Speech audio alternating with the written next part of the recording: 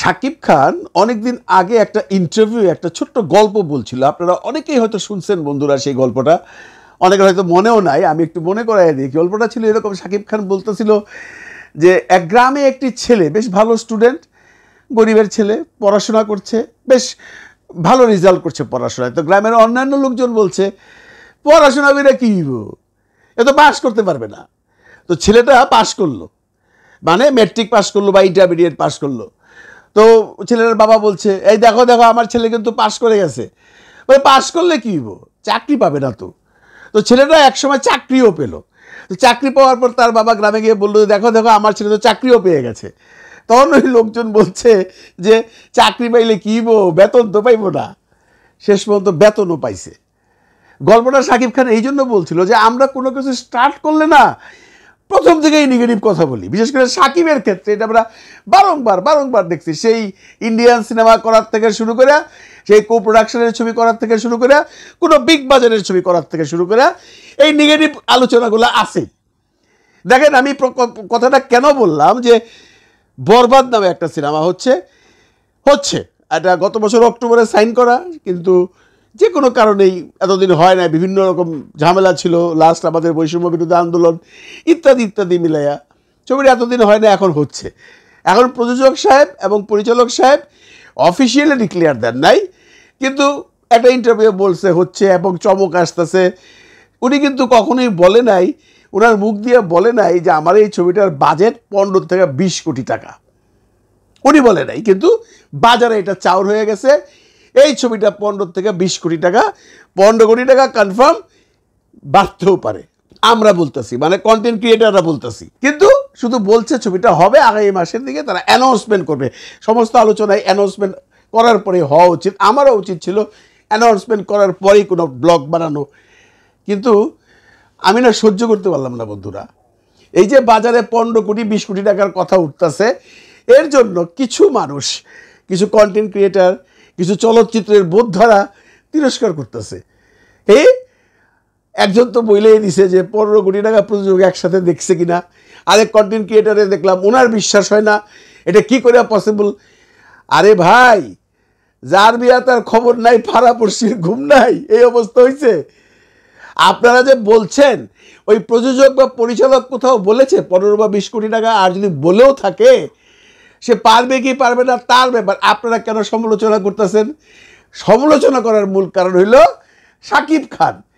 এখন শাকিব খানের তাদেরকে জিজ্ঞেস করা উচিত, ওই তুই কি জানে এত কথা কস কেন? শাকিব খান জিজ্ঞাসা করে না। শাকিব খান আছে আমেরিকাতেই, চুপচাপ বসে আছে, সে তার প্রিপারেশন নিচ্ছে, কাজ তো করতেই হবে। যাক, আর মূল কথা হলো এই ছবিটা হচ্ছে, এর অফিসিয়াল ডিক্লারেশন এখনো আসে নাই, কিন্তু আমরা কন্টেন্ট ক্রিয়েটাররা বা যারা সমালোচনা করতে অভ্যস্ত, তারা এটা নিয়ে জগা খিচুড়ি পাকাচ্ছি। বড় ছবি হবে না কেন? বাংলা চলচ্চিত্রের মোড় তো প্রিয়তমার থেকে ঘুরে গেছে। 2 কোটি 3 কোটি টাকার সিনেমা বানাতে আমাদের দম চলে যেত। সেই জায়গায় লোকাল প্রোডাকশন 5-6 কোটি টাকা দিয়ে প্রিয়তমা বানাইল আরশাদ আদনান সাহেব, সুপার ডুপার হিট। পয়সা বাংলাদেশ সহ বিশ্বের বিভিন্ন জায়গার থেকে আসলো। তুফান আর একটু বিগ বাজেটের ছবি, সেটাও এসে গেল উইথ সাম প্রফিট। কত টাকা প্রফিট করছে এটা নিয়ে বিতর্ক আছে, কিন্তু আমি যেটা বলতে চাচ্ছি, ছবিতে তো লস হয় নাই, তাই না? তো এখন যদি 8-10 কোটি থেকে সে যে 15 কোটি টাকাতে যাইতে পারে, এটা কি অসম্ভব কিছু? না, এটা অসম্ভব না।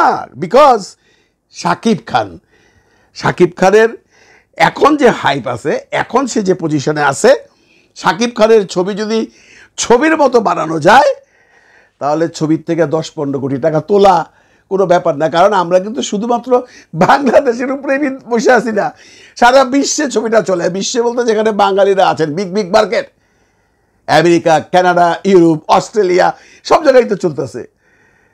এখন শাকিব খান নিশ্চয়ই একটা ভাবনা চিন্তা করছে যে আমার এখনকার ছবিগুলো হইতে হবে তুফান স্টাইলে, অথবা তুফানের থেকে আপগ্রেডে, তাই নয় কি?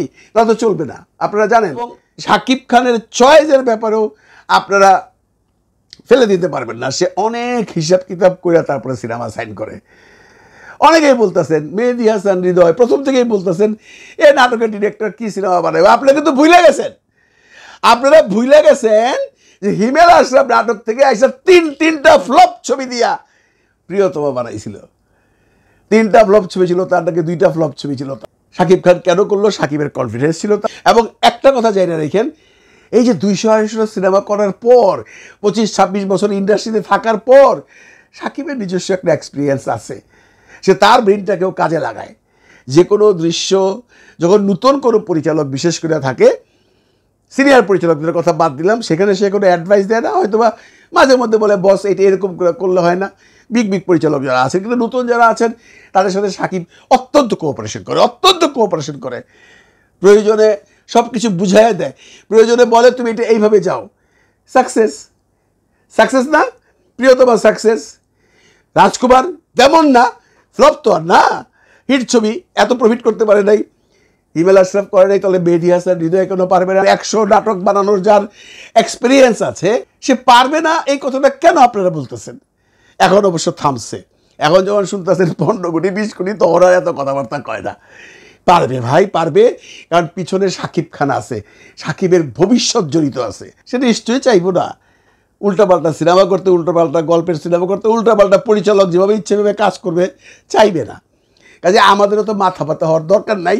15 টাকা দেওয়া নাক, বা 20 টাকা দেওয়া নাক, বা 500 টাকা দেওয়া নাক, শাকিব বুঝবে আর মেহেদী হাসান, হৃদয় বুঝবে। তারপরে হলো নায়িকা, এটা নিয়েও আলোচনা। কেউ বলে ইথিকা পাল, কেউ বলে সাবিলা নূর। পরিচালক মহোদয় কিন্তু কারো নাম বলে নাই, সে বারবার বলতেছে একটা চমক আছে, আমরা নেক্সট মান্থে এই চমকটা দিব এবং একটা অফিসিয়াল ডিক্লারেশন দেব এবং শাকিবের লুকটাও হয়তো বা দেবো। আমরা একটু ওয়েট করি না রে ভাই, ওয়েট করতে দোষটা কি? আর উনি যদি বইলা থাকে 15 কোটি 20 কোটি টাকা দিয়ে সিনেমা বানাবে, সেটা সিনেমা বানানোর আগে বলছে। আমাদের দেশে তো এরকমও দেখছি 4-5 কোটি টাকা তার ছবি বানায় 83 কোটি টাকা বাজেট বলতেছে, 20 কোটি টাকার সিনেমা বানায় 100 কোটি টাকার বাজেট বলতেছে। বলে নাই? আমি কারণ নাম বলতে চাই না, আপনারা জানেন ছবি কিনা। তবে তার যা ইচ্ছা আছে বা তার যা প্ল্যানিং আছে, তাতে করে একটা জিনিস স্পষ্ট হয়ে গেছে, তার ম্যাক্সিমাম কাজ হবে ভারতবর্ষে, মানে মুম্বাইয়ে। অলরেডি ভদ্রলোক, মানে প্রডিউসার ভদ্রলোক অনেক টাকা ইনভেস্ট করে ফেলছে ভাই। গত বছর অক্টোবর মাসে সাকিবরে 40 লক্ষ না 50 লক্ষ টাকা দিয়ে সাইনিং বানিয়ে দিছিল। 1 বছর টাকাগুলো থাকলে কত টাকার সুদে চিন্তা করেন। ধৈর্য ধরছে, ঝামেলা ছিল। এখন কিন্তু সিনেমাটা মনে হয় হচ্ছে, আমি এখনও 100% কোনো সিউরিটি দিতে পারছি না যে পর্যন্ত অফিসিয়ালি ডিক্লারেশন না আসে। এমনও কথা শোনা যাইতেছে যে Shakib Khan direct new York থেকে মুম্বাই ফ্লাই করবে, ফ্লাই করে সে ওইখানে কাজ করবে, তারপরে সে দেশে আসবে কিনা বা ওখান থেকে আবার নিউ ইয়র্ক যাবে কিনা সেটা এখনও শিওর না। কারণ দেশে যে সমস্যাটা এখন আছে বন্ধুরা, এখনও কিছু মানুষ আপনারা জানেন শাকিব সম্পর্কে বিভিন্ন উল্টাপাল্টা কথা বলতেছে। সে চাচ্ছে না এই মুহূর্তে দেশে আইসা নতুন একটা ঝামেলার সৃষ্টি হোক, সে পুরো সিচুয়েশনটা দেখতেছে। কারণ আপনারা অলরেডি তো শুনতেছেন বেশ কিছুদিন যাবতই শাকিবকে হ্যান করবে, শাকিবকে ত্যান করবে, একটা মহল বলতেছে। শাকিব তো ভয় না পাইলেও লজ্জা তো পায় যে আমাকে যদি কেউ একটা কথা মুখের উপর বলে দেয় তাহলে তো আমার মান ইজ্জত থাকবে না। সেই জন্যই সে বসে আছে এখনও নিউ ইয়র্কে। ছবিটা হলে সে মুম্বাই যাবে, মুম্বাই থেকে ছবিটা শ্যুট করে চলে আসবে, তখন ঢাকায় আসবে আমার যা মনে হয়। আরেকটা গ্রুপ বলতেছে এত টাকা দিয়া সিনেমা বানায় তুলবো কেমনে টাকা। ওই মূর্খদের আমি বলতে চাই, ছবির মতো ছবি হলে টাকা তোলা যায়। এই মূর্খগণ, তোমরা দেখেছো আমেরিকা থেকে কত টাকা এনেছে কোন ছবি, অস্ট্রেলিয়া থেকে কত টাকা এনেছে কোন ছবি। আরে বেশি দূরে যেতে হয় না তো মূর্খরা। আমাদের স্টকহোমের মতো জায়গায় টানা 1 সপ্তাহ ছবিটা চালিয়েছে, যেটা রেকর্ড। তুফান। বাংলাদেশের যতগুলো ছবি এর আগে রিলিজ হয়েছিল সবগুলো অডিটোরিয়ামে। This is the first time big 2টা সিনেমা হলের ছবিটা চলছে। বড় হলটাতে 3 দিন 6টা শো চলার পর ছোট হলটাতে কন্টিনিউ করছে এভরিডে একটা করে শো। Can you imagine? সুইডেনের মানুষ তো জীবনও ভাবতে পারে নাই, আমি নিজেই তো ভাবতে পারি নাই। আমি জীবনেও কোনো বাংলা ছবি কোনো সিনেমা হলে দেখি নাই, দেখতাম ভারতীয় ছবি, শাহরুখ খান সালমান খানের ছবি। এই তো হচ্ছে, পৃথিবী এগোচ্ছে, বাংলা চলচ্চিত্র এগোচ্ছে। কেন আপনারা বাদ সাপতাছেন? কেন আপনারা শাকিব খানের ওই গল্পের মতো বলতেছেন আগে পাশ করুক, তারপরে চাকরি পাক, তারপরে বেতন পাক? এত কথা যে কোন তুই কেডারে এত কথা কসকেন, দরকারটা কি তোর? এগুলো বাদ দেন। কেউ কোনো ভালো কাজ করলে তাকে উৎসাহ দেন। আমরা তো কেউ কিছু করতে পারি না ভাই, কেউ কোনো একটা ভালো কাজ করলে না তার পিছনে লেগে যাই। এই অভ্যাসটা এখন ছাড়তে হবে। দেশটা স্বাধীন হয়েছে নতুন করে, আমরা না বৈষম্য বিরোধী হব, কিন্তু পুরোপুরি বৈষম্য। একটা ভদ্রলোক কাজ করতে যাচ্ছে, আপনারা সবাই মিলে তারে নেগেটিভ কথাবার্তা বলতেছেন। ওয়াই? আপনার কি বেনিফিট ভাই? আপনার কি বেনিফিট? আপনার কোনো লাভ হচ্ছে? সে তার ছবি 5 টাকা দা বানাক, তার ব্যাপার।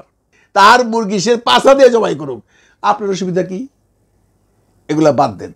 ভালো কিছু বলতে পারবেন না, মন্দ কিছু বললেন না, তাতে করে কোনো বেনিফিট নাই। আপনাকে মানুষ ভালো বলবে না। ভালো থাকবেন বন্ধুরা, ভালো রাখবেন সবাইকে। খোদা হাফিজ।